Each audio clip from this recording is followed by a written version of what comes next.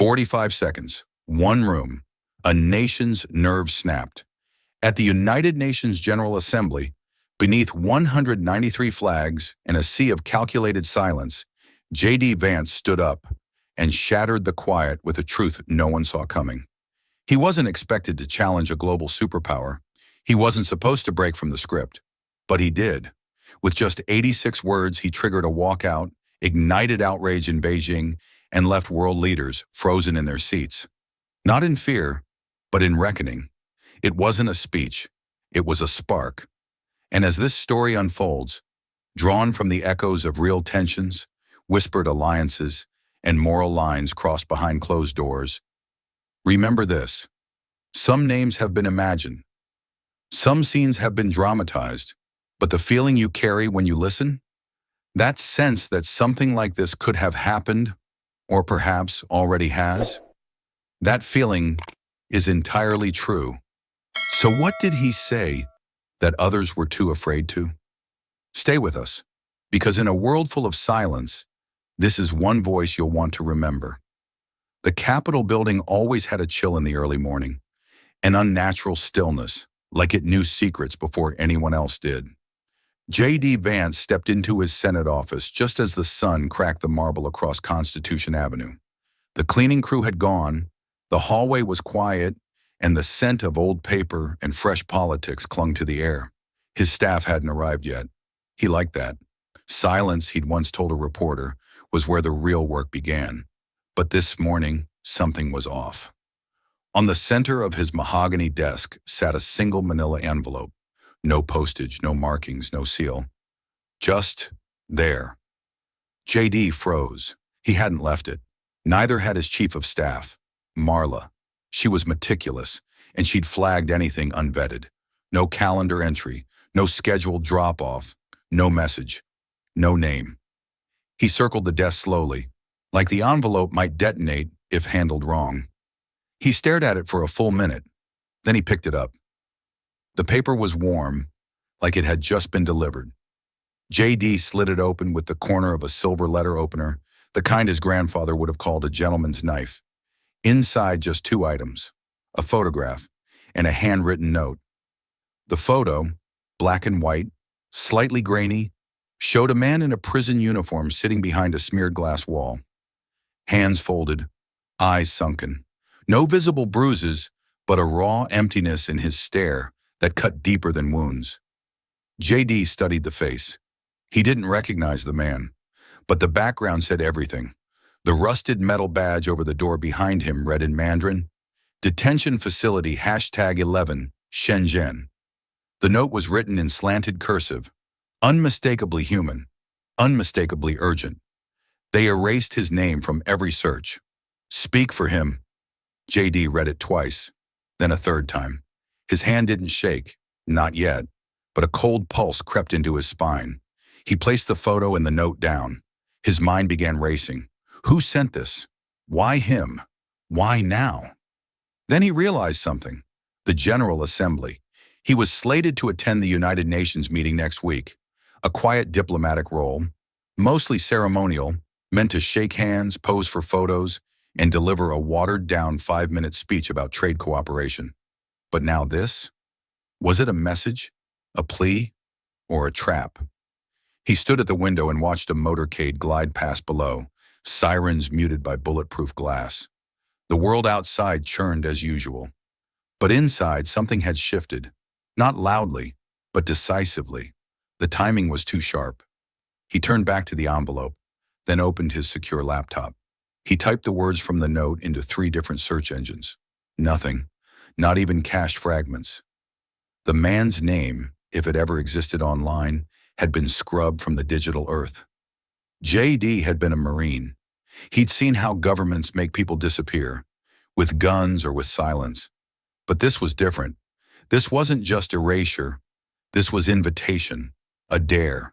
He looked at the photo again. The man's hands weren't clenched. They were folded, calmly, patiently, as if he was waiting for something, for someone. The air in the office felt thicker now. J.D. slowly sat down in his chair. He turned the note over. Nothing on the back. No ink smudges. no identifiers. Clean, professional, intentional. Then the door clicked open. Marla entered with her coffee and stopped mid-stride. "You okay?" JD didn't look up. "Did you put this on my desk?" She glanced down, shook her head. "No. What is it?" He stared at the photo one more time. Then, without answering, he folded the note, slid it into his inner pocket, and said, "Clear my morning." JD hadn't moved from his chair for the better part of 20 minutes. The envelope, the note, the vanished identity, it all pulsed in his mind like a warning light no one else could see. But something told him the silence wouldn't last long. It didn't. At exactly 8:11 a.m., his secure line rang. A dull chime. No caller ID, just exec2. He picked it up. "Vance." "Senator," a man's voice said. Flat, practiced, official. "Hold for the Deputy National Security Advisor." JD leaned back, eyes still on the photo. A new voice clicked on. This one had warmth, but the kind that's manufactured in diplomacy school. "JD, how are things in Kentucky?" "I'm not there right now." "Right," the man chuckled. "DC whirlwind." There was a beat of pause, then a shift in tone. "Listen, we need a favor. The president wants you to represent the administration at the UN General Assembly next week. We'll coordinate flights, security, all that. You'll be addressing the Trade and Tech Freedom Forum on day 2. 5-minute remarks, light lift." JD let the words hang. He knew this wasn't a favor. This was the kind of opportunity usually carved out for polished diplomats or party loyalists, not the guy known for going off script. "You sure I'm your first choice? You're articulate, direct, grounded. Blue-collar patriotism plays well globally. We want strong but steady messaging, and your name carries authenticity." JD stood, walked to the window again. Same view, but it felt colder now. Below, a delivery truck honked at an idle black SUV. Life kept moving. "What's the message?" There was another pause, slightly longer this time. "We're in delicate negotiations with Beijing. Semiconductor flows, AI export protocols, data reciprocity. We need to avoid inflaming tension while reaffirming mutual respect. So, stick to the draft we send. No surprises." JD turned toward the desk, back to the photo. He hadn't told anyone about it, not yet. He didn't even know the man's name, but somehow he felt like that silence was related to this one. "You'll have it in your inbox by tonight," the voice added. "Polished, cleared, approved, just read it." JD stared at the handset, the weight of it, the history inside this building, the noise it covered. He said nothing for 3 seconds, then 4. Then, "If I wanted a script," he said almost casually, "I'd go to Hollywood." Click. He hung up first. The room went still again, but the stillness had changed. It wasn't clean. It was loaded. He walked back to the desk, sat down, and looked again at the black and white photo. Stick to the script, they'd said. But this man, the one in the photo, his face said something else.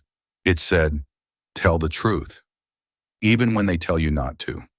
JD folded the photo gently, placed it in a drawer, and slid the note back into his pocket, closer now to his chest. Then slowly, with more conviction than before, he reached for a legal pad.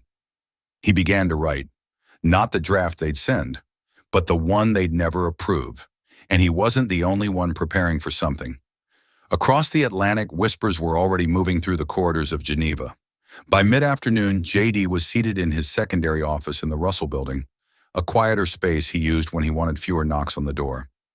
The window overlooked a courtyard that offered little distraction, and the overhead light buzzed just faintly, the kind of background hum that usually made thinking easier. Today, it didn't help. Marla knocked once and stepped in without waiting. "It's Sam, from Brussels, on the secure line." JD picked up instantly. "Talk to me." The voice on the other end was low, brisk, and laced with the kind of tension that only came from seeing something too closely, too soon. "You were right not to trust the speech draft." JD didn't answer, just waited. Sam continued. "There's a joint proposal being floated at the World Tech and Trade Subcommittee, Geneva Circle. It's being branded as an information sovereignty initiative. Language sounds harmless on paper. Privacy, digital borders, cultural protection. He paused. But it's a smokescreen. How bad? JD asked. Backdoor bad. Censorship disguised as security. If it goes through, it gives governments, any government, the legal precedent to control search visibility, erase online histories, restrict data portability. The language was written to look neutral, but half the sourcing points to PRC-linked think tanks. JD leaned back slowly in his chair, eyes narrowing. And US Tech? Complicit, Sam replied bitterly. Not just aware, they're behind it, quietly. A handful of major cloud infrastructure companies, ones whose stock depends heavily on access to Chinese markets, are helping structure the proposal.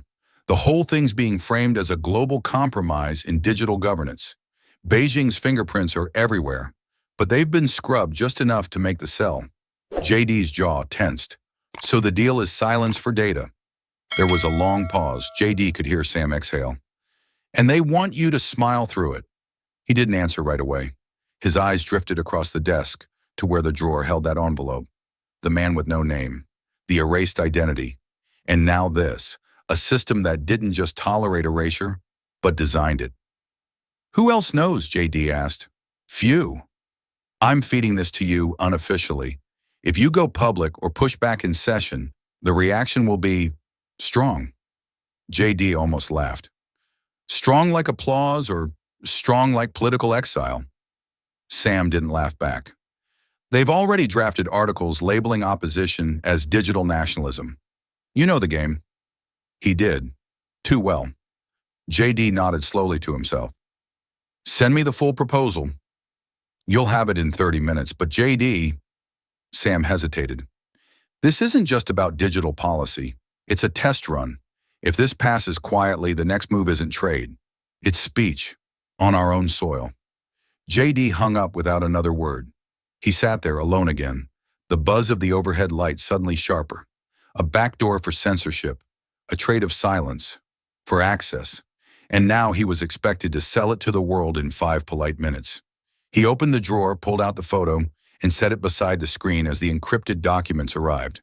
The man in the picture didn't speak, but somehow, in that moment, JD felt like he was staring straight through him. He didn't sleep that night. The documents from Geneva were still open on his desk, the proposal glowing faint blue from the screen, filled with harmless phrases designed to choke truth without fingerprints. JD had read them twice, then shut the laptop. It was nearly 3 a.m. He walked down the hall barefoot, the wood cold beneath him. The house was quiet, just the soft hum of the fridge and the distant tick of the hallway clock. His wife, Usha, was asleep upstairs. JD reached for a legal pad, the old yellow kind with the torn cardboard backing. No laptops, no staff, no tracked edits. He sat at the kitchen table, turned on the smallest light in the room, and began to write. Longhand. The words came slowly at first, then faster. Censorship hidden inside trade policy is still tyranny. If your dignity depends on someone else's silence, then your dignity isn't worth defending. We were not elected to speak gently into microphones padded by market access. We were elected to say what's true, even when it burns. He paused after that one, then underlined it. The clock blinked 3:43 a.m. The night outside was so still, it felt like the whole world was holding its breath. This speech, this wasn't the one they'd asked for. It wasn't 5 minutes of approved phrasing and balanced tone. It was a match, struck in the dark, and he knew exactly where he meant to drop it. He didn't stop writing until the pad had 6 full pages, front and back. His handwriting wasn't clean, but it was angry, alive, deliberate. The kind of writing no one could claim came from anyone else. He rubbed his temples. His shoulders were tense. He poured a finger of bourbon, didn't drink it, just held the glass as he reread what he'd written. Footsteps, soft ones. He looked up. Usha stood in the doorway, a blanket wrapped around her shoulders, dark hair messy, eyes still adjusting to the light. You're writing, she said gently, a little confused. At this hour? JD nodded once. I couldn't sleep. She walked over and looked at the pages in front of him. She didn't ask to read them. She just skimmed, absorbing a few lines here and there, her eyes pausing on the word tyranny, then again on truth when it burns. She didn't smile, just breathed out slowly and said, "This won't make you popular." JD didn't respond. Usha ran her fingers over the top corner of the pad, not flipping the page, just holding it. Then quietly, "It might make you immortal." JD looked at her, really looked at her. She wasn't being dramatic. She wasn't pushing him.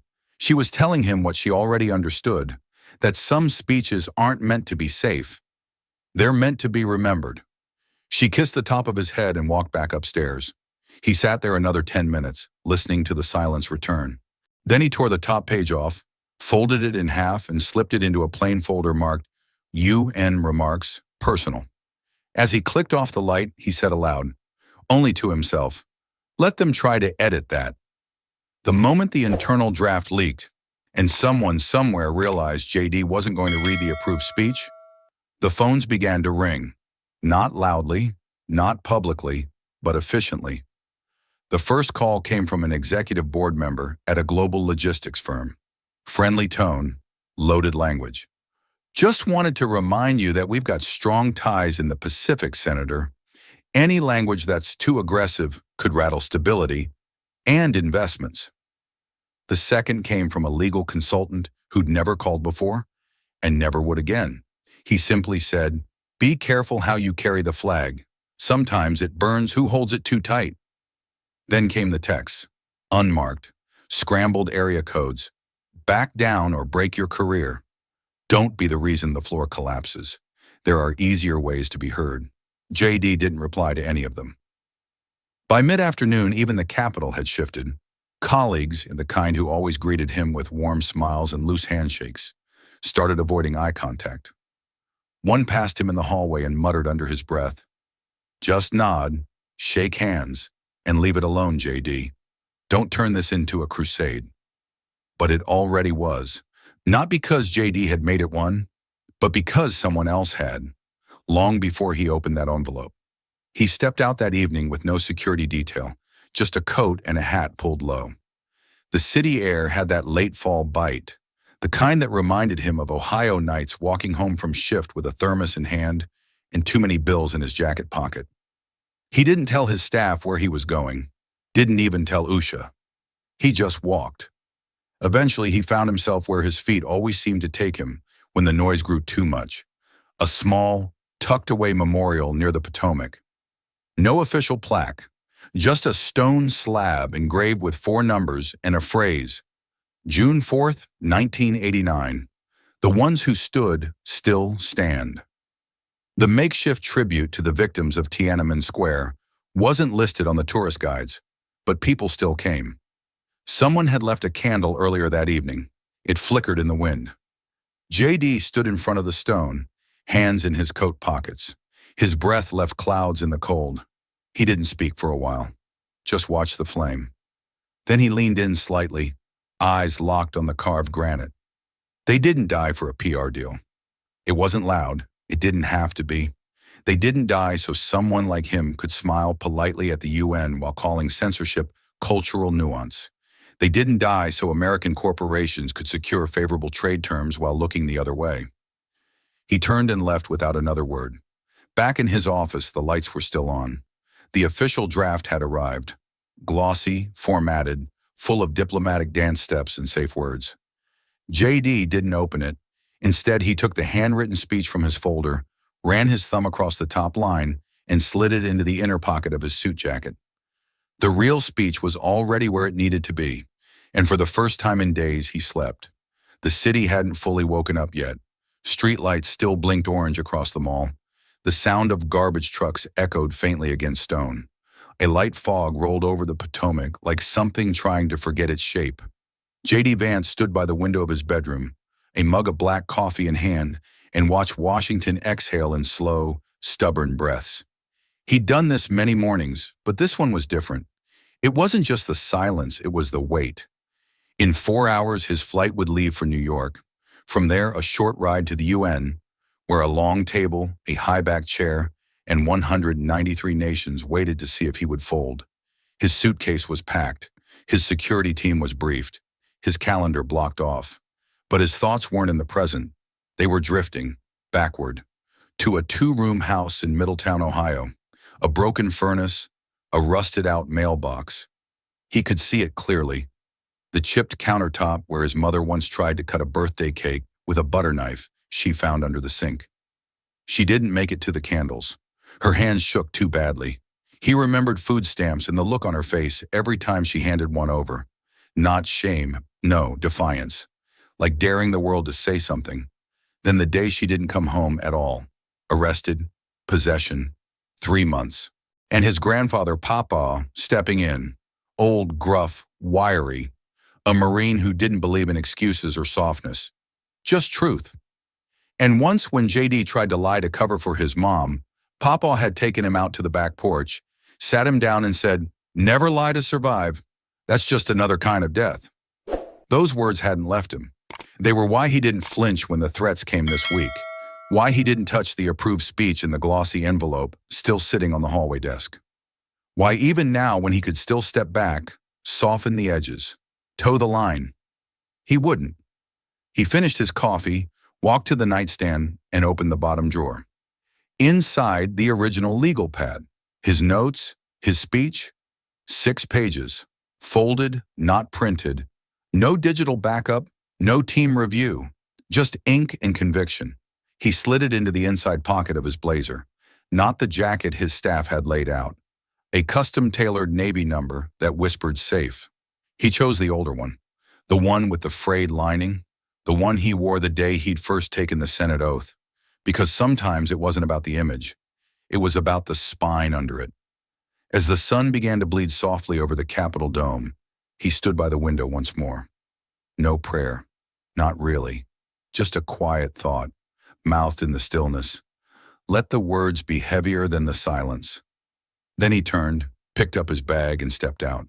The black sedan pulled up beneath the curved marble awning of the United Nations headquarters as the clock struck 10:08 a.m. Local time, but J.D. Vance could feel Washington's breath still lingering on his collar. Security greeted him with the usual mechanical efficiency, ID badge, metal wand, diplomatic clearance. But beneath the surface, everything felt heavier. He wasn't just arriving at a forum. He was walking straight into a choreographed illusion of civility, where words were currency and silence was the most valuable commodity in the room. Inside, the halls gleamed too brightly, polished by decades of protocol and pretense. The walls were lined with framed treaties, declarations, moments frozen in time, as if promises made in ink could stop bombs or blind eyes. But what JD noticed most were the flags, row upon row, 193 of them, reaching upward like silent witnesses. Each one stitched to represent sovereignty, but more and more used to cover compromise. He was escorted through a private corridor. A French delegate nodded politely but kept walking. A South African diplomat offered a forced smile. A Norwegian aide looked away quickly when JD's eyes met hers. The whispers had arrived before he did. They always did. As they neared the chamber, JD adjusted his tie. Not out of nervousness, but out of calculation. Cameras would capture everything. Posture, expression, blink rate. A single raised eyebrow here could set off half a dozen headlines. He stepped inside the General Assembly Hall, and for a moment, it almost felt like theater. The ceiling stretched above him like the underside of a spaceship, and rows of green desks curved like a giant amphitheater. Heads of state, ambassadors, trade envoys, all arranged in careful sequence. And then, there they were. The Chinese delegation, front row, center, their lead representative, a tall man in a charcoal suit with a perfectly still face, looked directly at JD. No nod, no shift, just a thin smile that wasn't a smile at all. It was a dare. JD's feet didn't pause. He was shown to his seat by an American aide with a clipboard. "You're after Finland, before Nigeria. You'll have 5 minutes, no Q&A. He nodded. Behind him, someone whispered in Spanish, then quickly stopped. The room filled slowly with sound. The low hum of translation headsets, throat clearing, shuffling pages. JD looked around and realized something. Most people weren't looking forward to a speech. They were bracing for it. A representative from Canada tapped his pen rhythmically on the desk. The German ambassador typed something rapidly on a tablet. A UN media officer adjusted the camera angle by 3 degrees and didn't once make eye contact. Then the moderator's voice crackled into the microphone. The floor now recognizes the senator from the United States of America, Mr. J.D. Vance, and the entire room, went silent. Not a shuffle, not a breath. J.D. rose. He straightened his blazer, reached into the inside pocket, and pulled out the folded sheets. Not printed, not stamped, just handwritten. Ink that still smelled faintly of bourbon and memory. He stepped toward the podium, shoes echoing on polished stone. The walk felt longer than it was. As he placed the speech on the lectern, he took one quick glance around the room. Flags, eyes, history, and 100 diplomats waiting, not to applaud, but to measure how far he'd go before someone tried to stop him. The podium was colder than he expected. J.D. adjusted the slim, matte black microphone at the center. No teleprompter, no prepared screen, just 2 tiny earpieces in his left pocket, which he chose not to use. He unfolded the 6 pages slowly and laid them out like a quiet rebellion. Some delegates leaned forward, some leaned back. The interpreter booths above the chamber lit up one by one. He cleared his throat once gently. Mr. Secretary General, distinguished delegates, colleagues. His voice was steady, neither loud nor tentative, a middle ground that made people lean in by instinct. We gather here under the banners of unity, cooperation, and dialogue. These chambers were built to be a home for shared thought, for principled disagreement, for moral imagination, and for the belief that, when words are true, they do not need to shout. So far, so safe, he continued, eyes shifting from the back wall to the delegate rows. The past few years have tested that belief. Through pandemic, digital revolution, and geopolitical unease, we have often disagreed, and that is right. Debate is not failure. It is freedom dressed in its most difficult clothing. The room held still. A few faces nodded. The Finnish representative whispered something to the Norwegian ambassador. The Chinese delegation remained motionless. J.D. turned to page 2. But it is not disagreement that threatens us today. It is the growing temptation, both outside this chamber and, yes, within it, to replace shared truth with curated silence. He looked up. 1 second. 2. We gather here to share ideas. He let the sentence hang, then said, but some nations gather to erase them. A single breath passed. He could almost hear the translation booths click, as if someone had flinched. He continued, there are regimes in this hall today that jail poets, ban journalists, and treat curiosity as a threat. They call it sovereignty. They call it tradition. They say they are protecting culture, or unity, or peace. He flipped to the next page. But let us speak clearly, just once. Censorship hidden inside trade policy is still tyranny. The words dropped like stones into a glass lake. J.D. didn't raise his voice. He didn't need to. His tone was not angry. It was even. And that's what made it land harder. He wasn't protesting. He was testifying. He scanned the room. Some faces had gone rigid. Others looked away. But a few, just a few, were looking right at him, not blinking. We cannot build a future on terms negotiated in silence.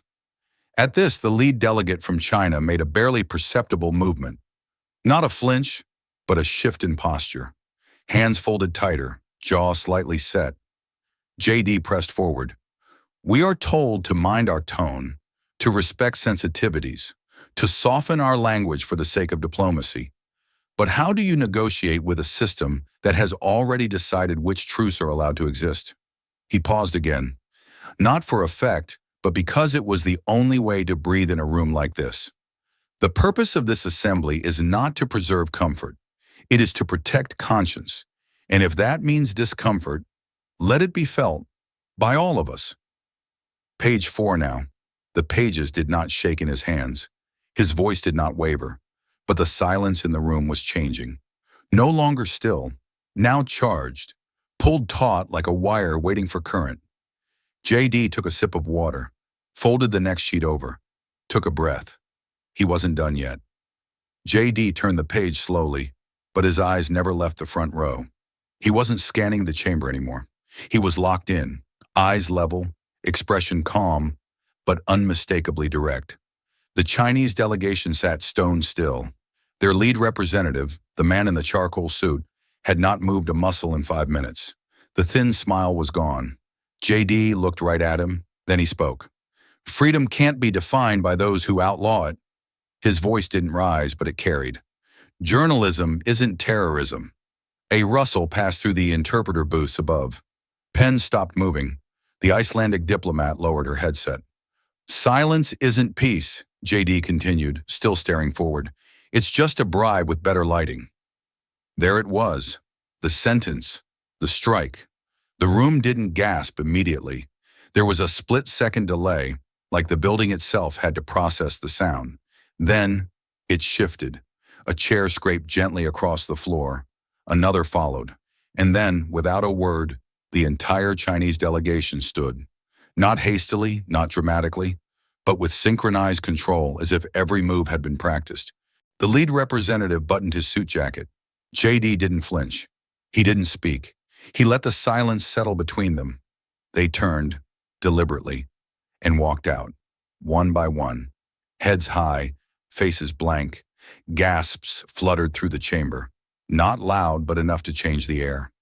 JD didn't move, didn't acknowledge. He let the action speak for itself. A pause followed, longer than anyone expected. The room remained frozen, as if unsure whether it was witnessing a scandal or a shift in history. Then a single clap. JD couldn't tell who started it. Somewhere near the middle rows. Maybe a Baltic nation. Maybe Africa. It didn't matter, because one became two, then four, then a slow gathering rhythm of hands finding hands. Not thunderous, but unmistakable. Applause real, hesitant, and building. Some delegates looked around first, checking if it was safe to join. Others stood, still silent, but eyes locked on JD. Not in awe, not in celebration, but in acknowledgement. This wasn't applause for politics. It was recognition of risk.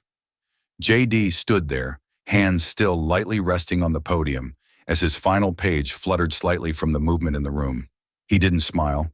He didn't bow. He simply said, "This is not just a matter of diplomacy. It's a matter of memory. What we ignore today will define what we can no longer say tomorrow." The applause slowed, but it didn't die. It faded gently like a wave rolling back. Not erased, just absorbed. JD gathered his notes, folded them once, slid them back into the same inner pocket, and stepped away from the microphone. The moderator's voice came back, measured, subdued. "Thank you, Senator Vance. The floor recognizes the delegation from Nigeria," but the room wasn't listening anymore. They were watching JD Vance walk away from the podium. One man, one voice, one fracture through the choreography. He didn't even make it down the elevator before the first vibration hit his phone, then another. By the time JD stepped into the hallway of the General Assembly's private exit, 12 missed calls glowed on the screen. 4 from press liaisons, 2 from his comms team, 1 from a Senate colleague, and 5 from numbers marked restricted. He didn't answer any of them. The walk to the car was short. The driver didn't speak, just nodded. JD appreciated that, but outside the perimeter, the world was already changing. By the time the sedan turned onto First Avenue, headlines were everywhere. Vance defies China, speech sparks walkout at UN. Silence isn't peace, Vance's 5 minutes shatter diplomatic line. White House distances itself from senator's personal remarks. He leaned back against the headrest. The city rushed by outside, glass, steel, and noise. But none of it louder than the growing firestorm in his pocket. Reporters were relentless. Texts poured in like a flood. Questions, demands. Is it true you ignored the prepared remarks? Was the walkout intentional? Are you trying to derail trade talks?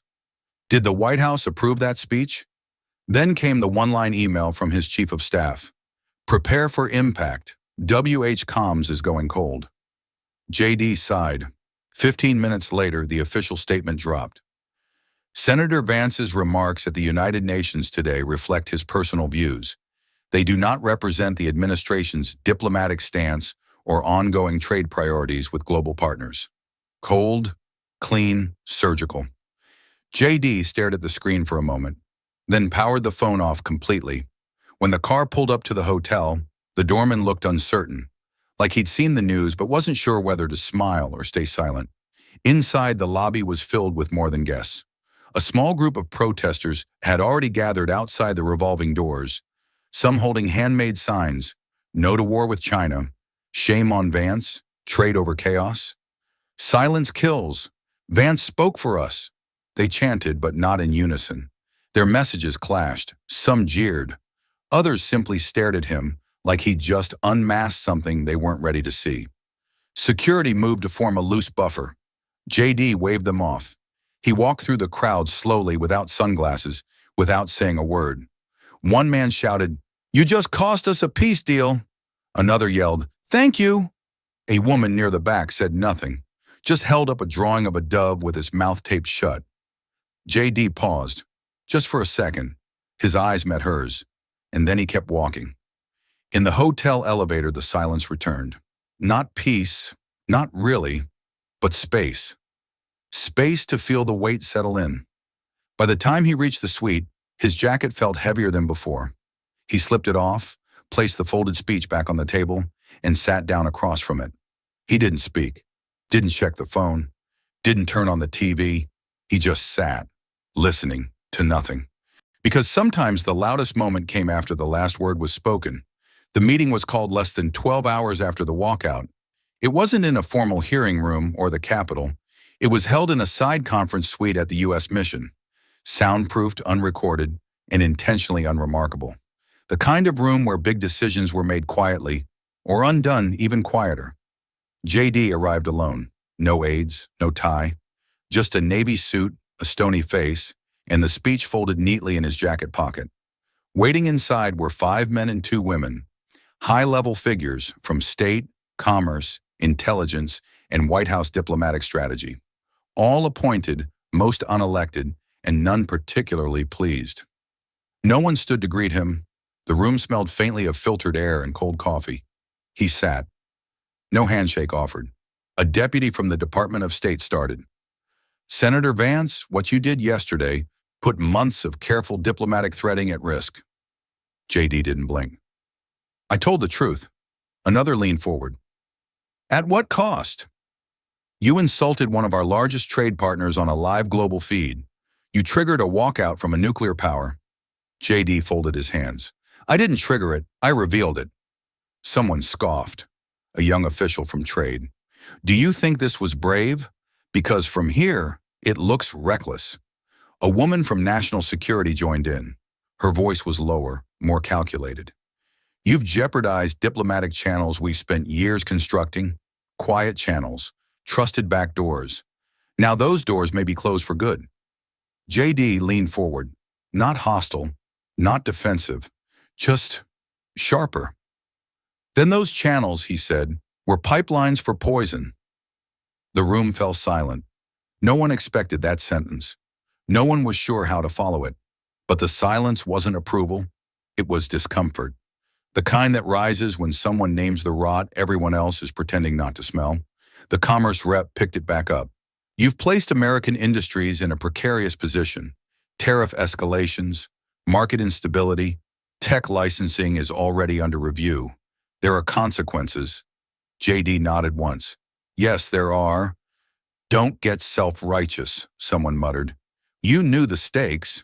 He turned toward the voice. "Yes, I did. And you all wanted me to lie anyway." "No one asked you to lie," another snapped. JD cut in, calm but razor sharp. "No, you asked me to smile while others did it. You handed me a speech that erased every name, every policy, every action worth calling out. You didn't want diplomacy, you wanted obedience." The woman from national security narrowed her eyes. "This isn't about obedience, it's about outcomes." JD didn't move. "Then you tell me, what kind of outcome are we chasing if it requires pretending free speech doesn't matter?" No one answered. The silence now was heavier. Tense, cold, he stood. I showed restraint.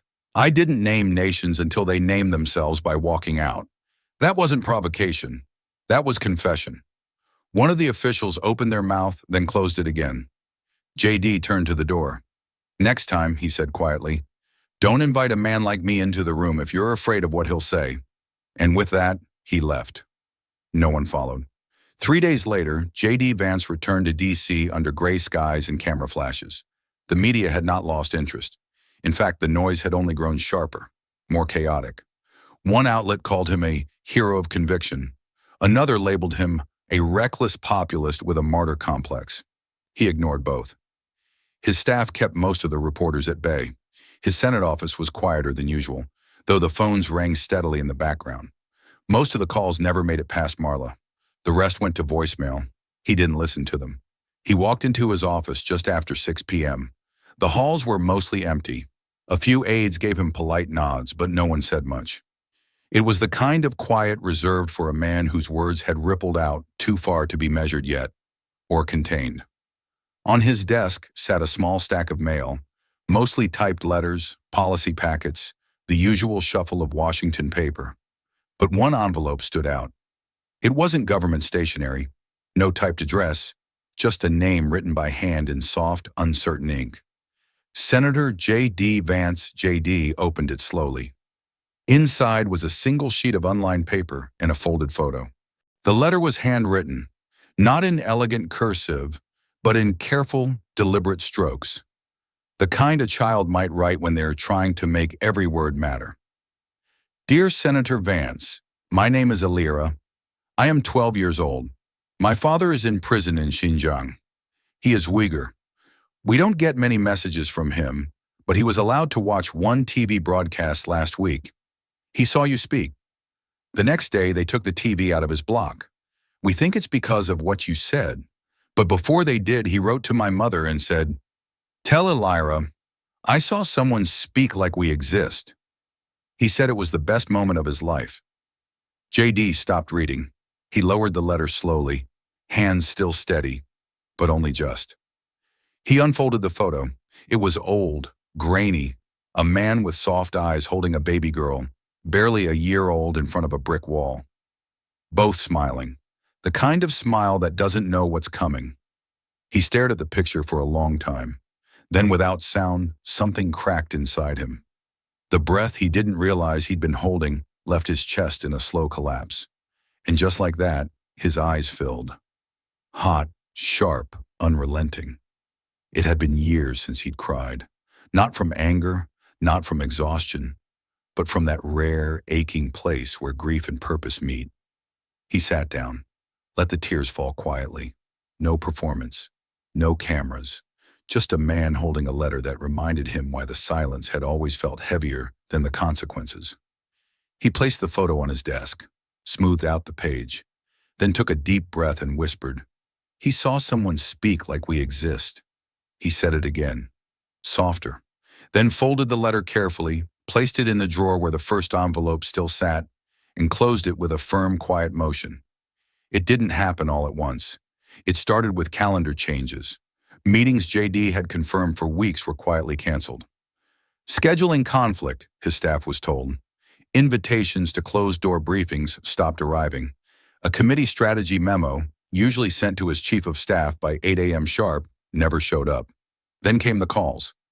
Not many, just enough. A junior senator from Oregon who once begged to be seated next to JD at a tech policy roundtable now walked past him in the hallway without a glance. A handshake that used to linger now ended before fingers touched. JD noticed it all. He didn't say anything. But he noticed. 3 days after returning to Washington, the formal notice arrived. He had been removed from the Senate Commerce Subcommittee on Emerging Technology. No explanation, no replacement vote, just a reallocation pending alignment of national interests. JD sat in his office holding the printed memo. The ink was still warm. Marla closed the door quietly behind her. No one's calling us about it, she said. That's the point. He nodded. I know. That afternoon, he walked the halls like he had on his first day as a freshman senator. Except now, people looked at him like a liability, not a new voice. They didn't see him as dangerous because he was wrong. They saw him as dangerous because he'd made too many people look at something they were pretending not to see. The real moment came that evening. He was heading out of the Capitol when he ran into Cal Harrington, a longtime colleague, senior member of the Foreign Affairs Committee, and once one of JD's closest allies in the chamber. Cal had been the one to first introduce JD to the Taiwan caucus, to help him with early briefings on digital diplomacy, and to invite him to his home for bourbon and game nights when JD was still learning how the city worked. They stopped at the same time in the corridor, old marble and newer fractures between them. Cal gave him a look that was part regret, part warning. "You're becoming too big to handle," he said. JD raised an eyebrow.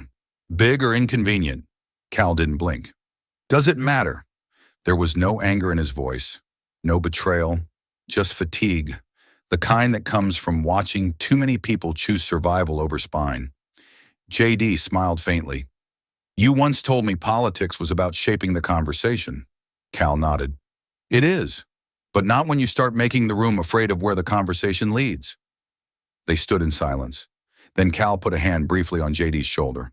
Not warm, not cold, just final. "Be careful, JD. There's a difference between breaking a window and breaking a foundation. You're starting to crack stone." He walked away without waiting for a response. JD didn't follow. He stepped out into the cool air of evening, the Capitol behind him, the sky bruising into dusk. His phone buzzed again. A media request, a poll alert, a statement from the White House press secretary pretending nothing had changed. But something had, not in the headlines, in the hallways. And J.D. Vance now understood something he'd only suspected before. You don't have to be wrong to be exiled. You just have to be right too early. The calls didn't come from enemies. They came from familiar names. Tech executives, former allies, old donors who'd once praised J.D.'s independent voice and working-class insight. Now they called with firm tones and familiar openings. "This is difficult, J.D." The first was a CEO from one of Silicon Valley's largest data cloud platforms. They'd met years ago when J.D. pushed for bipartisan digital privacy reform. Now the man wouldn't even speak directly. His chief of government affairs delivered the message. In light of recent remarks, the company has decided to indefinitely suspend its dialogue with Senator Vance's office regarding future tech legislation alignment. Translation: "We're out. Don't call us again." By noon, another tech firm, a multinational AI research group headquartered in Seattle, canceled a lunch briefing. The invite had been on JD's calendar for weeks. No reason given. Then came the passes. Emails marked URGENTFUNDINGREALLOCATIONNOTICE began landing in his staff's inbox. One by one, donor groups backed by venture capital and telecom lobbies pulled out of pledged events. Bundlers ghosted. A major media tech PSC quietly removed his name from their upcoming summit speakers list. Marla looked at the spreadsheet with a clenched jaw. "That's $1.3 million in withdrawn support across 4 months. JD nodded. They didn't blink. She hesitated. "Want me to call and do damage control?" He didn't answer, just kept looking at the list. It was long. By late afternoon, he got the call he knew was coming.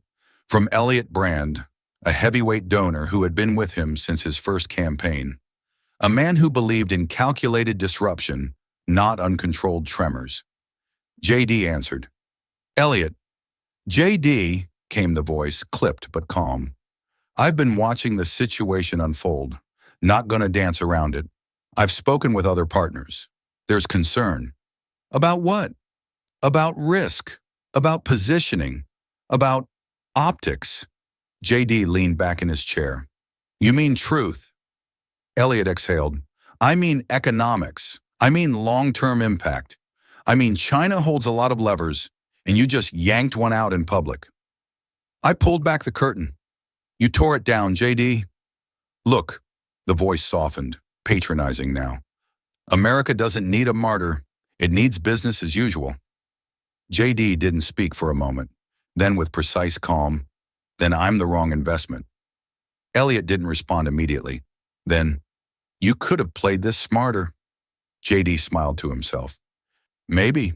But then I wouldn't have been playing it honest. The call ended there. No formal goodbye, just air. That night, JD reviewed the fundraising forecast with his finance director. It was worse than expected. Entire coalitions were distancing themselves. Not attacking, just vanishing. No press releases, no hit pieces, just absence. Silence again, but this time not imposed, engineered. The next morning, a junior staffer brought in a package, a box of branded pens from a canceled campaign sponsor. On top sat a handwritten note. "You're making things difficult, Senator." "We don't do difficult." JD read it twice, then dropped it in the trash. He didn't say anything, but Marla, watching from the doorway, saw something shift in his shoulders. Not defeat, something colder. Clarity. The office was quiet when JD arrived early the next morning. Marla wasn't in yet. The phones weren't ringing. The inbox hadn't begun screaming. And for once, it felt like he could hear himself think. He made coffee, black, and sat at his desk. That's when he noticed the flagged email. Subject line, "You said his name." JD opened it without thinking. It was from a woman in Hong Kong. The name at the bottom, Lin Zhou, stopped him cold. It took him a second to connect it. Then he remembered the photo in the envelope. Chapter 1. The Jailed Journalist, erased from every search engine, forgotten by design. This was his widow. He read slowly, "Mr. Vance, I know this message may not reach you, but if it does, please know that I watched the recording of your speech. It reached us through places it was not meant to go. You said my husband's name in front of the world, not as a headline, not as a warning, as a man, as someone who mattered. They took away his platform, then his name, then his face from our children's textbooks. But you gave it back, even just for a moment, and that was everything." He was watching from a prison monitor when it aired. That night, they cut power to his block. We haven't heard from him since, but I know he saw, and he smiled. From one voice to another, "Thank you." The email wasn't long, but JD sat there frozen, rereading every word like scripture. He didn't cry. He didn't speak.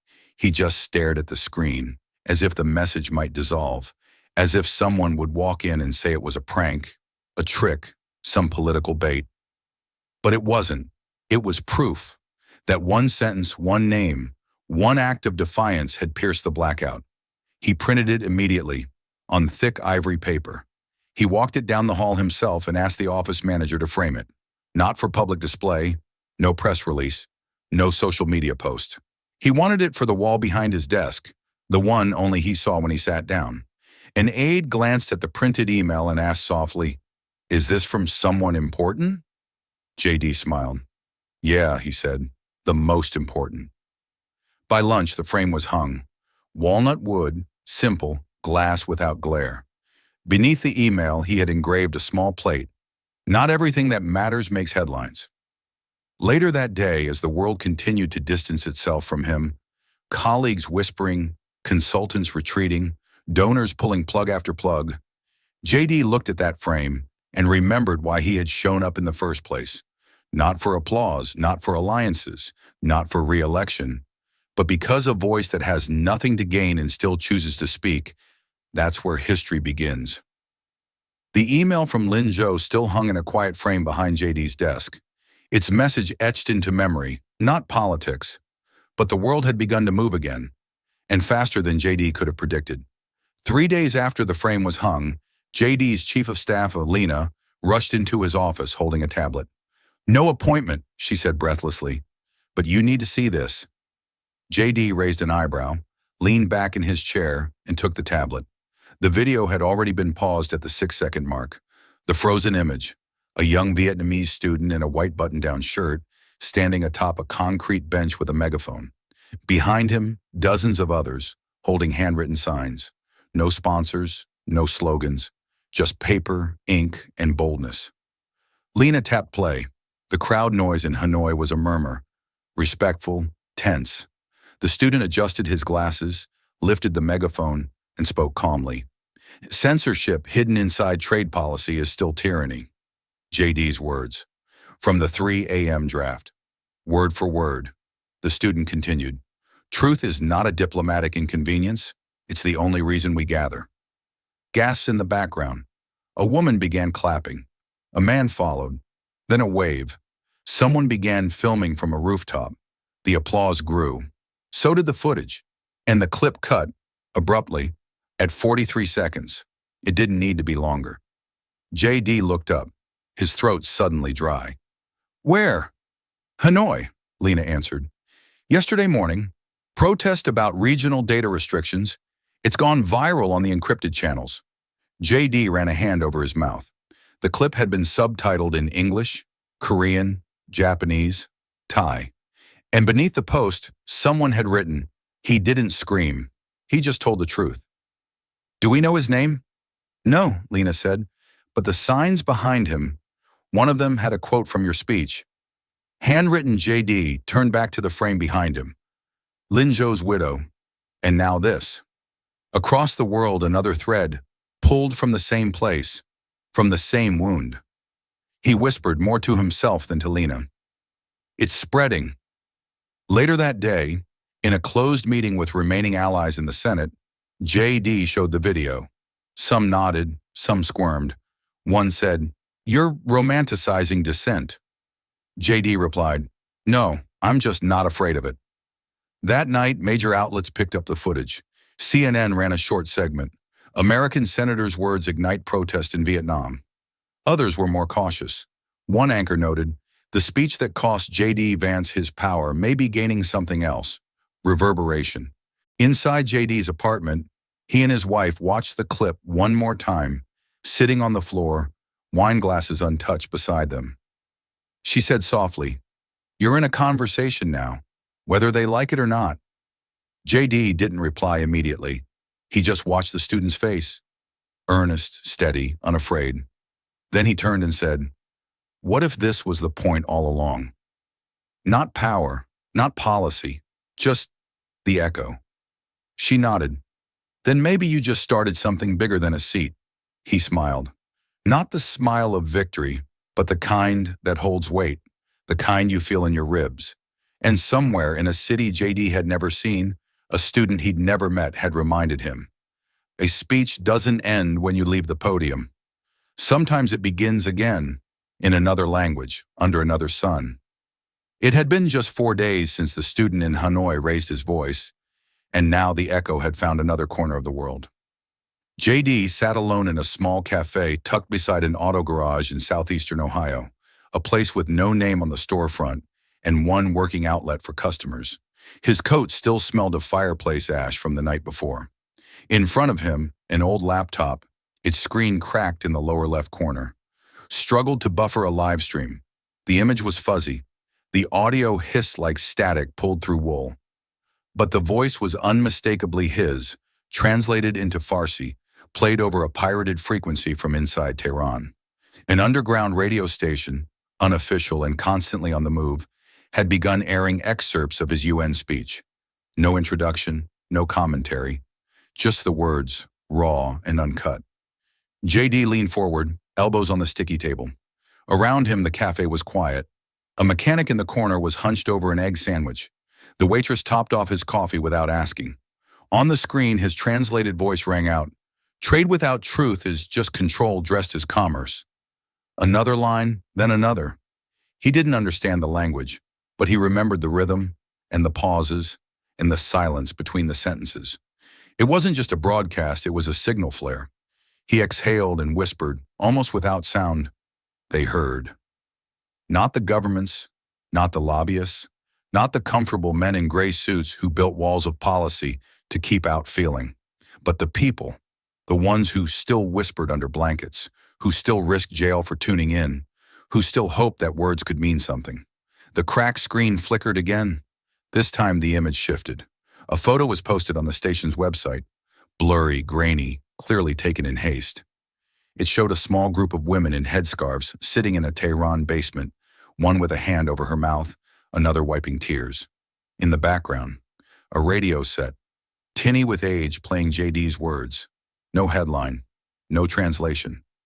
Just one caption in English, typed beneath, We didn't know someone said it out loud. JD sat back. The air in the cafe felt thinner. The ceiling fan clicked above him. He looked out the window. Snow was beginning to fall. His phone buzzed once, Lena checking in, but he didn't answer. Not yet. He took a napkin from the metal holder, pulled a pen from his coat pocket, and wrote one word in the corner. Proof. Proof that he wasn't shouting into a void, that the risk, the cold hotel walk, the closed-door rebuke, the fading donor calls, had become more than memory. It had become movement. And it started not with a crowd or a camera, but with a single photo in an unmarked envelope. He folded the napkin once, placed it in his pocket, and finally stood. The cracked laptop screen had gone black, battery dead. He didn't need to replay it, because for the first time in weeks, J.D. Vance wasn't wondering who was listening. He knew. 2 weeks after the speech, in a quiet town nestled between green hills and old coal roads in eastern Kentucky, a civics teacher named Mr. Ellis wheeled in a television cart just before the lunch bell. It was the last period of the day. Fluorescent lights buzzed. The smell of cafeteria chili wafted in through the hallway. Most of the 7th graders had already checked out mentally, backpacks half-zipped, pencils clicking, sneakers bouncing under desks. But then the screen lit up, a United Nations logo, a pause, and the voice of J.D. Vance, clear and steady.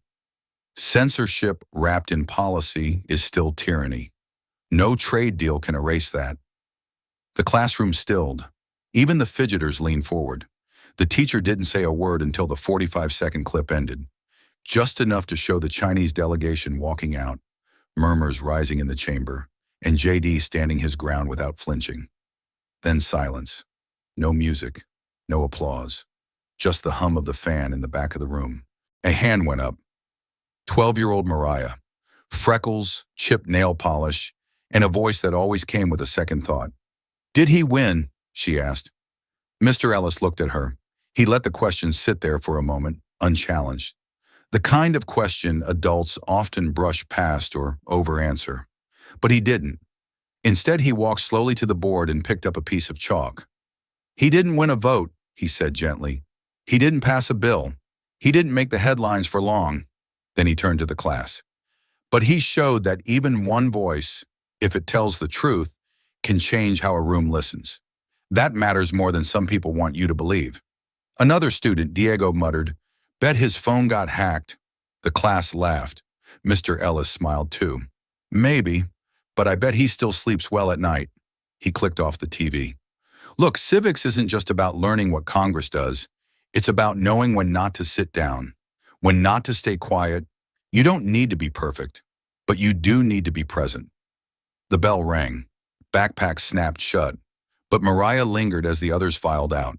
She came up to the teacher's desk and asked again, more quietly this time. So, was it worth it? Mr. Ellis didn't answer right away. He pulled out a drawer and handed her a printed article. A photo of J.D. Vance next to a quote highlighted in yellow. If standing up means standing alone, then maybe we were meant to stand first. He said, That's your homework. You tell me. She nodded, folded the paper into her notebook, and walked out without a word. As Mr. Ellis erased the chalkboard, he paused midway through his final note. The quote still lingered. One voice, one room. He left it there. Out the window, the flag in the schoolyard flapped against a pale blue sky. No spotlight, no ceremony, just a quiet reminder. Not every battle is won at the podium. Some are won when a 12-year-old girl asks the right question, and someone's finally brave enough to not answer too quickly. By the time J.D. Vance returned to his office in D.C., the leaves had started turning in Kentucky. The speech was no longer trending. The headlines had shifted. Another scandal, another summit. But in the long corridors of the Senate, something had changed. Not in the noise, but in the way people fell quiet when he walked past. His office, usually unremarkable compared to the polished grandeur of others, now had a single addition on the back wall. Centered, framed in walnut, protected behind museum-grade glass. It was just one sheet of paper. At first glance, it looked plain, but up close, you'd see a transcript, exactly 45 seconds long. His words printed in black ink, untouched. No highlights, no footnotes, no political branding. Some nations gather here to trade goods, others gather to trade silence. But censorship hidden in trade policy is still tyranny, and we all know it. Beneath the glass, mounted on a brushed metal plaque, were the words, "He didn't raise his voice, he raised others." People always asked about it. Aides, interns, foreign visitors, school groups. One staffer once joked, "You could have hung a campaign poster." Why this? JD had only smiled and replied, "Because campaigns end." That moment didn't. He never explained more than that. He didn't have to. Some days he'd stand there alone, coffee cooling in his hand, eyes scanning each word like he hadn't written them, as if they belonged to someone else, as if he was still trying to decide what they had cost him and what they'd bought instead. There were moments he thought about removing it, especially after the committee removals, the cold stares in the cloakroom, the donor events he no longer got invited to. But every time he reached for the edge of the frame, he'd remember the letter from the Uyghur girl, or the clip of the Vietnamese student speaking with a tremble in her voice, or the email from the journalist's widow that simply said, "You gave him back his name." Sometimes it wasn't about lasting in politics. Sometimes it was about lasting in memory. He didn't frame it for vanity. He framed it because the world kept trying to forget. Visitors would often miss it on first glance, tucked between dull committee charts and old Kentucky memorabilia. But once they noticed, they rarely looked away. They'd move closer, read every line, then fall into that awkward stillness that happens when truth sneaks past politics and lands in your chest. It wasn't loud. It didn't need to be. One afternoon, a janitor named Curtis, who'd worked in the building for 19 years, paused mid-mop and stared at the wall. JD didn't say anything, just nodded. Curtis looked at the plaque and said, "That's the one, huh?" JD raised his eyebrows. "The one what?" Curtis shrugged. "The one that made him squirm. That's how you know it hit." JD chuckled. "Yeah, that's the one." He never told Curtis that he'd written the speech by hand, alone, at 3 a.m, not knowing if it would even be allowed through the doors of the UN. That he'd packed it like a secret weapon, unsure if it would blow up in his hands. That it nearly did. But standing in his office weeks later, he realized something. He didn't frame it because it made him proud. He framed it because it made him real. And real these days was harder to hang on to than power. It had been months since the speech, but its echo still lingered in quiet corners. In classrooms, in exile forums, in whispered translations on pirate radio. And now one final request had arrived. A documentary filmmaker known for capturing political figures, not in their power, but in their pause. JD agreed, but only on one condition. No staged office, no flags, no staff. Just a chair, a mic, and the truth. The room was plain. White walls, one lamp, and a soft camera light that hummed faintly in the silence. JD sat forward, hands loosely clasped, as if still holding the weight of a decision made long ago. The interviewer, a calm woman in her 40s, flipped her notebook to the last page. "There's one question we haven't asked yet," she said gently, "and it's the one everyone's waiting for." JD looked up, calm but unreadable. She didn't blink. "Would you do it again?" A long breath passed between them. The camera didn't move. Neither did he. Then finally JD exhaled. A slow, deep exhale. Not of exhaustion, but release. "I think," he said, voice steady, "the only mistake I made was waiting as long as I did." He didn't need to raise his voice. His answer landed like a weight on the room. He leaned back in his chair, eyes focused somewhere past the lens, past the walls, past the politics. He didn't speak for effect. He spoke because there was nothing left to hide. "They told me to wait, to build alliances, to be patient. But the world doesn't wait. People in cells don't wait. Children growing up under firewalls don't wait." He glanced toward the side of the room, where the crew had respectfully left their equipment stacked and silent. "Sometimes the bravest thing you can do is say the wrong thing at the right time."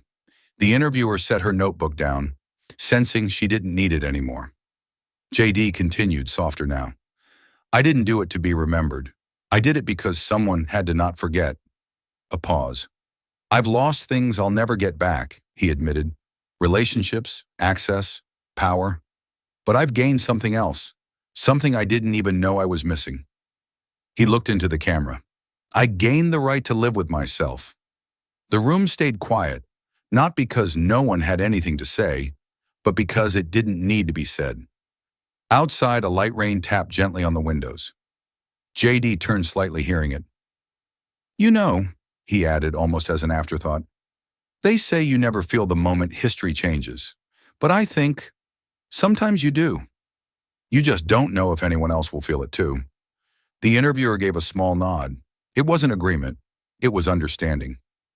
He stood, unplugged his mic, and with one hand on the chair back, offered a final thought. Off script, off camera, meant only for the ears in that room.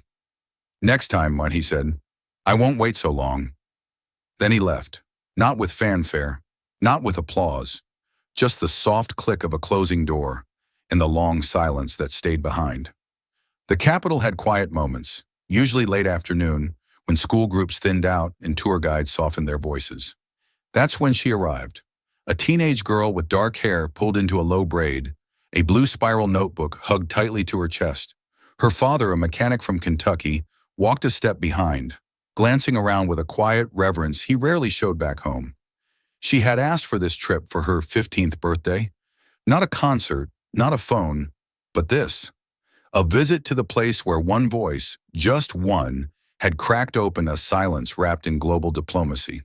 They followed the docent past marble columns and historic oil paintings until they reached a small hallway not on most official tour maps.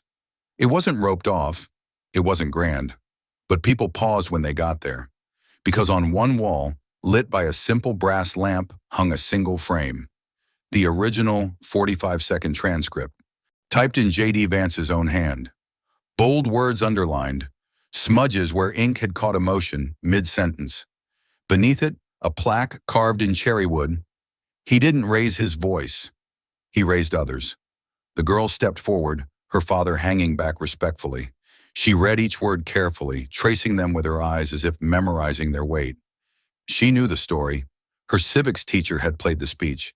She'd seen the moment his voice cracked, not from fear, but from refusing to smooth over the truth. She whispered to her father without turning. He didn't even flinch. He smiled gently. You don't have to shout to be brave. She turned then, looking up at him, not as a child, but as someone who had made a choice. I want to be the next voice that doesn't flinch. He nodded, eyes misting. Not because he doubted her, but because something in the way she said it sounded final, like a seed planting itself for good. Outside the window behind the frame, the wind moved slightly, subtle, but certain. The American flag shifted just enough to catch the light. There was no anthem, no crowd, no stage tribute. Just motion, just presence.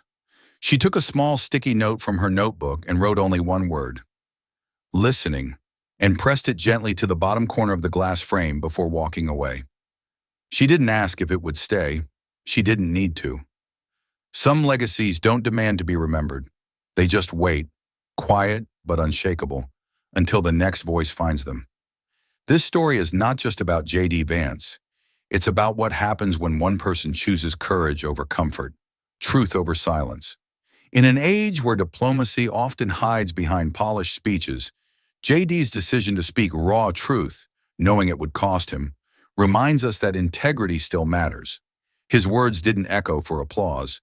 They echoed because they carried the weight of voices that had been silenced across the world. What moved me most was not the speech itself, but the quiet ripple it created. A Vietnamese protester, a hidden broadcast in Iran, a young girl in Kentucky. These moments prove that a single act of moral clarity can light torches in places we may never see. Now I wonder, when silence is the safer choice, would you dare to speak? And if you did, what would your truth be? If this story touches you, don't let it stop here. Like, share, and subscribe to JD Stories, where every voice matters and every story echoes far beyond the screen. This story is a fictionalized and dramatized narrative created for educational, inspirational, and storytelling purposes. While it may be inspired by real public events, people, or societal issues, it includes imagined dialogue, reconstructed scenes, and character interpretations meant to highlight broader themes of justice, dignity, and resilience. Any resemblance to actual events or individuals beyond public knowledge is purely coincidental. We do not intend to defame, mislead, or harm, but to invite reflection and meaningful conversation. Thank you for watching JD Stories.